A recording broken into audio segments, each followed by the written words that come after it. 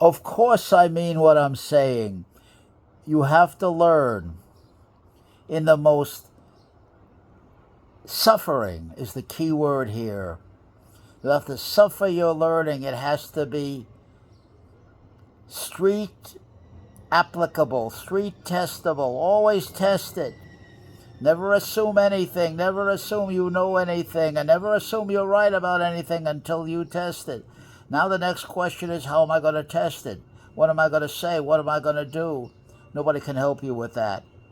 Just a general guideline, but nobody can help you with that because each man has to overcome his own physical limitations. We call that the phenotype. How you look physically in the world. When you go out there in the real world, we're talking about the real world. We're not talking about Alice in Wonderland here. And if it doesn't work practically, and if it doesn't work in the real world, then it's worthless.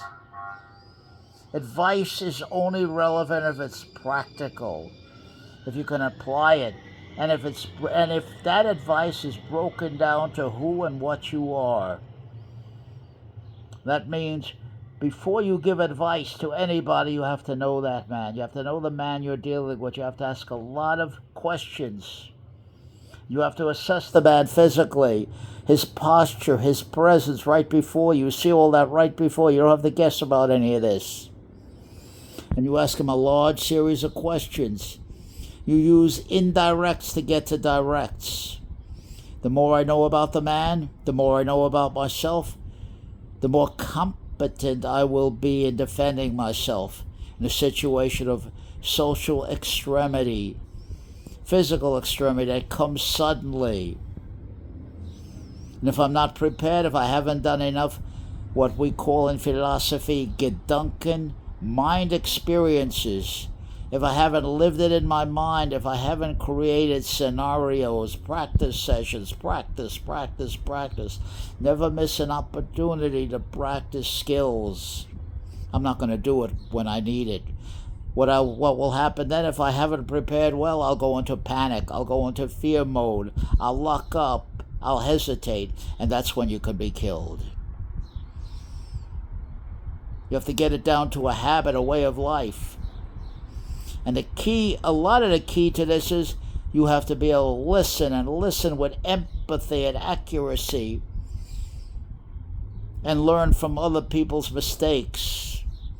You have to develop those mistakes and recreate them in your mind later on.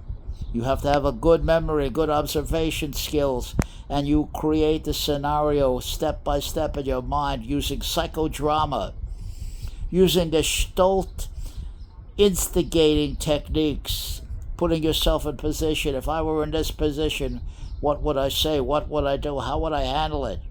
Over and over again, until thinking like this, until acting like this becomes a way of life. It's locked into your DNA.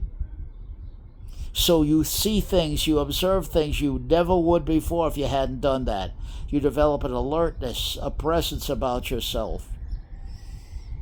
But then, of course, you have to be in physically tremendous shape to pull it off. Can't get away from that.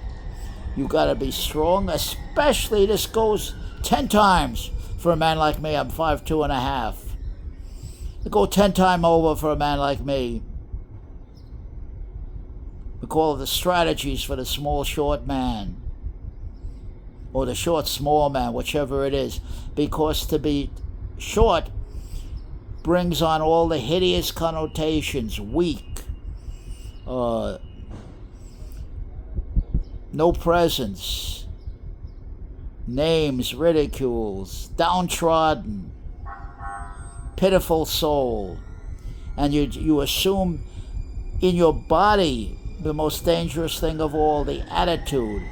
It's called emotional engrams that get locked into your body, get locked into your way of moving, get locked into your posture, get locked into the physical actions you take, and you don't even know you're doing it. And each time you do that, you're reinforcing it. It becomes a vicious circle. You have to know how to break the vicious circle.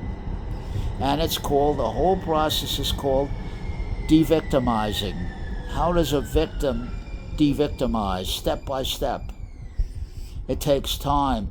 It takes a commitment. It takes an immersion. It takes a discipline. It takes a maturity. And it takes a solid, immovable resolve or decision to do these things. And you have to always give yourself reasons, powerful reasons, with examples and emotions and scenarios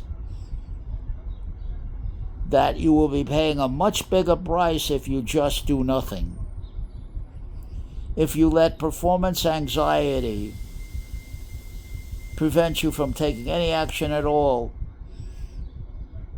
you will be safe in the moment, but you'll lose your future. Because you do it once, you do it twice, you do it over and over again, it becomes a way of life. And until you can de-victimize yourself, vomit all this out of your system, whatever it takes, you'll always be a victim. You have to see it that way.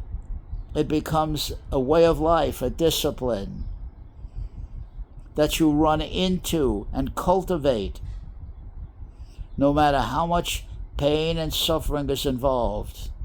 That's why you must fight for this information. You have to earn the information. It has to be burned into your DNA, and that takes just like a Navy SEAL. Training, hard training, terrifying training. It takes the hardest work you'll ever do in your life. It's very physical, very psychological in the mind, and very emotional in the commitment. It's all the way or it's nothing.